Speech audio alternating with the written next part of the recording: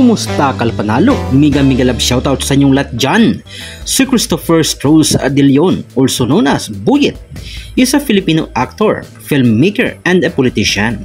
Siya ang tinaguriang King of Philippine Drama.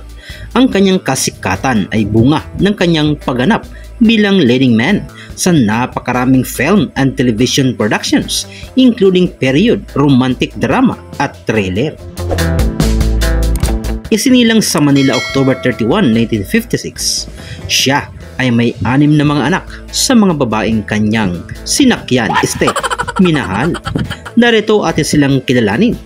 Pero bago yan ay sana naman, pindutin mo na ang subscribe button para you stay connected and you stay updated.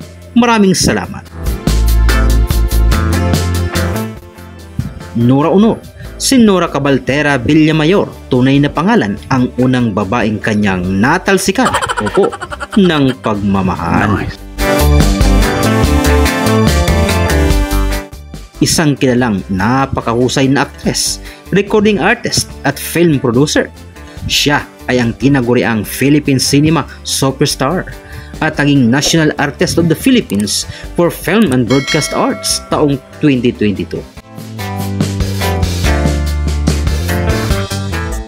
Alam mo ba na nagsimula lang siya sa pagiging isang singer nang manalo sa mga local singing contest bago pa naging isang sikat at naging matagumpay sa kanyang showbiz career? Yes, yan po ang totoo.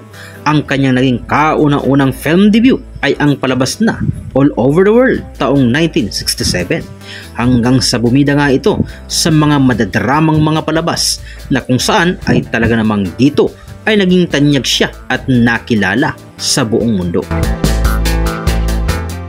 Si Nora at Christopher ay mapapanood mo sa mga palabas gaya ng 3 Taong Walang Diyos, Bakit May Pag-ibig Pa, The Bernal Episode, Ikaw Ay Akin, at napakarami pang palabas na kung saan ay magkalab team nga sila. Dahil sa magkalab team sila ay hindi maiiwasan na mahulog ang loob nila sa isa't isa.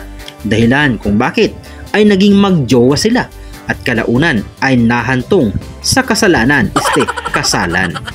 January 25, 1975 ay ang araw na sila ay tinalian at ang kanilang matatamis na mga halik ay nagsalpukan. Sa civil ceremony, isinagawa ang kanilang sumpaan. Bunga ng kanilang pagmamahalan ay nagkaroon nga sila ng isang anak na lalaki na si Ian De Leon. Mga Kalpanalo, bagaman 4 years and 11 months na kaligayahan ng pagsasama bilang mag-asawa ay nauwi pa rin ito sa masakit na diborsyo ang kanilang relasyon. Taong 1980 ay ang taong simula na magkalabuan na sila at taong 1985 ay naghiwalay na nga sila. Inamin din kasi ni Ate Nora na it was her fault that her marriage with actor Christopher de Leon did not work. Ayon sa kanya, kung hindi naging matigas ang ulo ko noon, hindi sana kami naghiwalay. Sandy Andulong. Si Alexandra Sandy Andulong de Leon, tunay na pangalan, ay kilaring mahusay na aktres at producer. Mapapanood mo siya sa mga TV programs ng GMA Network at ABS-CBN. Noon, lalo na sa mga drama at sitcom. Isinilang siya noong January 16, 1959 sa Manila.